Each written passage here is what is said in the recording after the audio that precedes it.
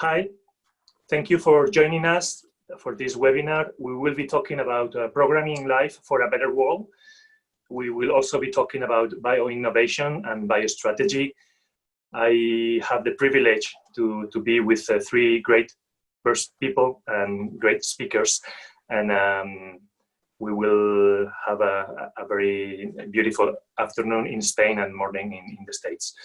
I want to say that we are in the beginning of a big wave, a big bioRevolution, which is triggered by technologies that we call synthetic biology. And this is the main topic that is bringing us in Navarra to have a conversation with key people in the world, because even though we are in a small corner in the south of Europe, we really want to be protagonists and we want to partner with the best all over the world. So we will begin today with Andrew Hessel. Andrew is a wonderful person that I met 10 years ago in the States in Singularity University. I was lucky enough to invite him over to Navarra 4 years ago, so he knows a little bit about us.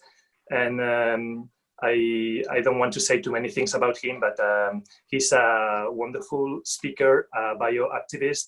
He's inspiring the world, and Andrew is also driving a wonderful movement which is called Genome Project Right. And besides all that, he's president of a company that is programming viruses for health. So Andrew, without more of my talk, I give you the floor. And I want to ask everyone to be writing questions, because after each presentation, we will have a few minutes for Q&A. So we have a chat and you can write down your questions, or you can raise your hands in case you want to participate live. So please, Andrew, thank you for being with us, and you have the full screen. Terrific. Thank you so much for having me. And hello from California. I'll just start my screen share here, and just a moment. Hopefully you can all see that well. So my name is Andrew Hessel. I'm a cell biologist and genetic scientist, today largely focusing on science communications. Again, as everyone who said, I have a company in New York that does synthetic viruses, and I work with some amazing people in genomics, working together on the Genome Project Right. I'm pretty much a giant geek when it comes to writing genomes, and I'm going to give you a quick introduction to that. I love biology. I think it's the most powerful technology on our planet. These are cells in culture, dividing and growing, time lapse. Here's a cell. You can literally see it separate its chromosomes, become two cells. This is just remarkable machinery. The fact that we don't all get excited by it every single day is kind of mind-blowing to me. I think there's some sort of mental block in being able to see the stuff that we're made of. But it is truly the most advanced technology on the planet. It puts all human technologies really to shame. And yet our understanding of this machinery, all based on the biological cell, is still pretty cartoonish. This is probably a familiar diagram to anyone that's taken biology, but it really, it's just a sketch of the complexity of the cell, and of course the underlying structure of the genome that acts as the operating system. It really doesn't capture the magic of what's happening. It's been 20 years since we completed the draft of the human genome. The Human Genome Project started in 1990 with a global effort to be able to read the code of life. It was a remarkable success. It was finished on time and on budget, but it is really the largest collaborative life science project that ever happened in academia. Although I might have to update that, because I think coronavirus has seen a lot more effort and money thrown at understanding this virus particle. It just hasn't been as well organized. But just last month, we celebrated the 20-year anniversary of this project. This was really a major effort to start and just understand our own code. And it's played tremendous dividends, not only in appreciating how basic biology, how our cells work, but how they may fail in certain diseases. And it catalyzed a technological revolution in the equipment and tools to do this type of work. The first genome cost over $3 billion to produce. The second one, about $100 million. Today, you can get a clinical grade genome with analysis for under $1,000, and the prices are still falling. This is just a tremendous advancement in technology, yet it still hasn't really become easy to access for most people, and kind of remains under the radar. There was also a tremendous time saving, not just a dollar saving. The first genome took 13 years, over about 5,000 days. And today, typically a genome can be, a human genome, which we kind of use as our benchmark, can be done in less than a day. It's become really a factory.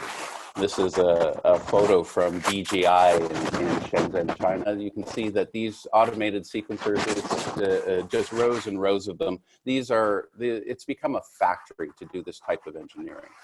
And what's been happening over the last 20 years is we've been moving from automated and high throughput reading of genomes to starting to write genomes. And this is a really significant shift, in my opinion. This is the first genome written was that of a small virus, polio virus, and it was done by Eckert Wimmer at Stony Brook University in New York. It was about 7,500 base pairs. This was 18 years ago. Another significant milestone was when Craig Venter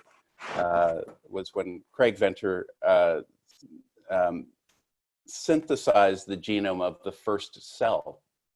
And this is Mycoplasma mycoides.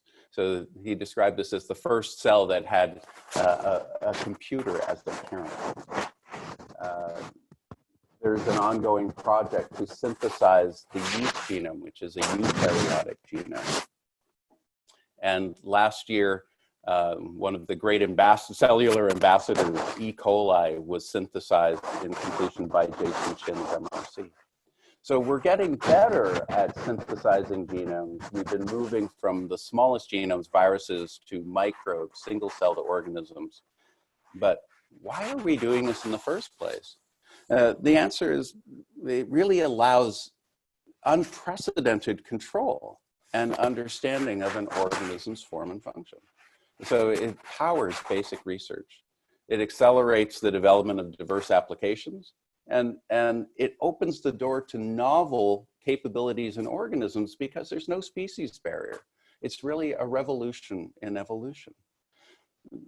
Scientists have outlined some of the applications that are possible with this technology, including chemicals, proteins, new medicines, new optimizing organisms for all sorts of different processes. I won't go in deeply here, but it's making a difference today just with SARS-CoV-2.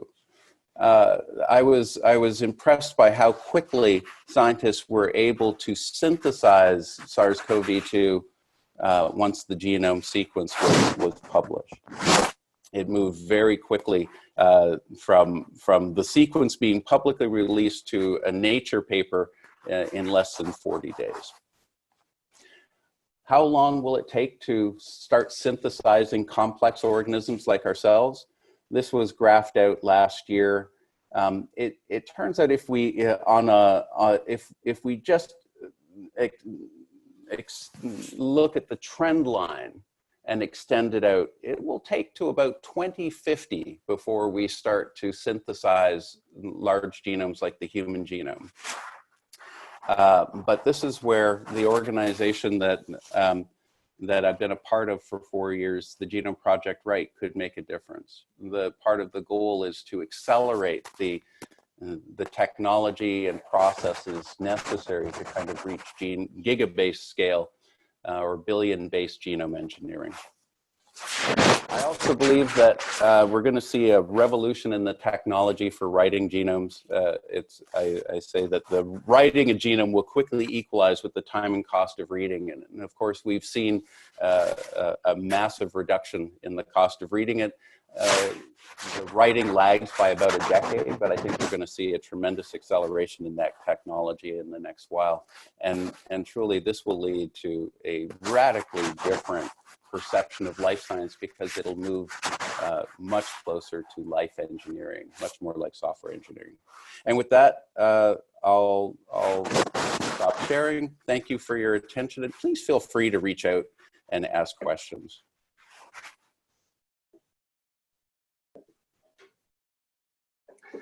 Thank you very much, Andrew. And thank you also for joining us in your very morning, while we are actually suffering the wave heat of the summer. I am always very inspired by your talk, and I want to ask you a personal question. We are also celebrating 100 years of a very important person, Rosalind Franklin. She was instrumental with her curiosity and with her work. We were able to understand the structure of the DNA, but she was also very instrumental in the understanding of RNA and virus structure. Unfortunately, she lived only 38 years, but we are still following her path. And this revolution, I believe, is a continuation of her work. I know Rosalind is important in your life, and I was told, and it's true, that I organized this panel with only men, and we're lacking more women in science. We're lacking more women in our conversations. So how could we? I know you are doing your part in this. How could we bring more humans, actually, women, men, and all kind of genders, to the conversation? I think we just have to open up. The new generation of life science, I think, are much more balanced between men and women. It's been my perception. It's much easier to access. I totally agree. We need more women in this space. I think they're more intuitive when it comes to just creating life. Honestly, we need a lot more maternal energy. But yeah, I have a very soft spot for Rosalind Franklin. In fact, my daughter's named after her. So, and of course, we're keeping an eye on the rovers that'll be going to Mars that also celebrate her, that celebrate Rosalind. But okay. This field really should be open to everyone. There's no particular barrier that would prevent women from getting into it, and it's becoming very computational. You can do it from almost anywhere. I think we'll see that shift in the next few years. Okay, Ariel Gomez Ortigosa, I believe from Mexico, is interested in knowing what is the main project you and your team are working on right now. Well, with the Genome Project, right, where the ultimate goal is to be able to synthesize a human genome, but we have a long way to go before we do that. But it's really to raise awareness about whole genome writing and to start some synthesis-heavy projects. George Church has been spearheading our first community project, which is a large recoding effort.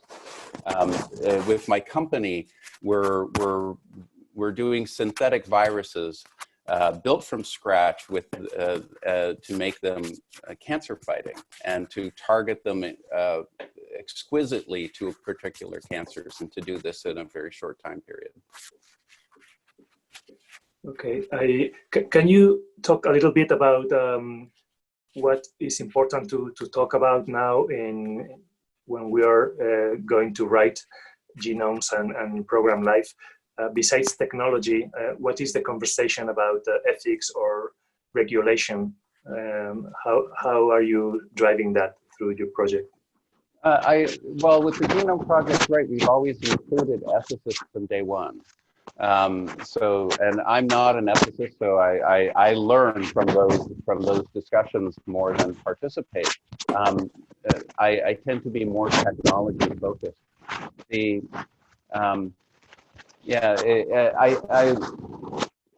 I really can't even speak to that. What I do know is that we have very few restrictions and guidelines today about what we can or cannot do. In terms of what we can't do, there's a select agent list that has been published in the US that basically says, here are organisms you can't make. They're just no game. Viruses like Ebola, toxins like botulism. But it's a very short list. In general, there's a lot of freedom in exploration, particularly in research. And once you start moving into commercial development, there's plenty of guidelines and checkpoints to prevent people from doing too many dangerous things. But it is like computers and any other technology, there are certain risks, and I think biosecurity and biosafety will be a growing area of interest and practice moving forward. A lot of this, I want to be clear, will be done on a digital platform, and we'll be able to build rules into the systems. But overall, top to bottom, I think we need a new virology, because right now we're blind to viruses as testing programs and countries have learned.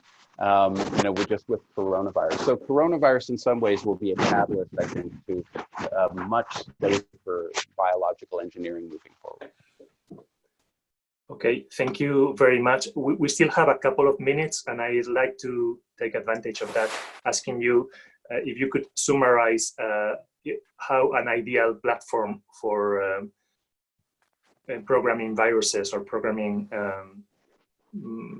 bacteria could be. How could we make sure that everything is done properly and we have the right traceability and safety in the system? Well, I think Paul Fremont will be able to answer that better than myself. But in general, we're starting to see a very powerful digital and automated platform come into underneath biological engineering and genome writing. We prototype the work by working at the lab bench, but as we start moving to production systems, it gets an automated foundation, computer controlled, built underneath it, that's very high throughput. And as we get there, as we start to build these digital and robotic systems, you get to paint digital lines on the road, so to speak. They operate 24/7. You get full accounting and traceability of all the steps that are happening. So I'm a very big fan of digital biology and moving to these high throughput robotic systems where we just get so much more information and start to have the logs and rules baked into all the technologies. So I think this will be one of we're still at very early days in this work, but if our experience with computers holds true for working with biology, things that took a building suddenly fit in a room. What fit in a room now fits in a desk-sized box, and eventually it goes into a chip. And by 2050, I wouldn't be surprised if a lot of biological engineering can be done with whatever mobile device we have on our persons at that time. And so I think this is just the way things start to play out. Remember, life is nanotechnology. the machinery that operates life really works at the nanoscale. It's very robust. And one of the most exciting fields that I've been tracking for the last 10 years is the intersection of semiconductor technologies, our computers, and with biological molecules and systems. The field is emerging as by various names, but I like the term molecular electronics. And I think this opens the door to just fantastic sensors and actuators and technologies moving forward. Wow. Thank you, Andrew. I want to thank the audience for joining us today. I want to thank the three of you, and I want to end our time giving you the opportunity to say your final words. So, Andrew, thank you for joining us, and if you are there, I don't know. Yep, still here. Okay. No, really enjoyed the presentations. Thank you. Okay, thank you. Thank you, and I hope the three of you visit Navarra soon. Goodbye. Yeah, please.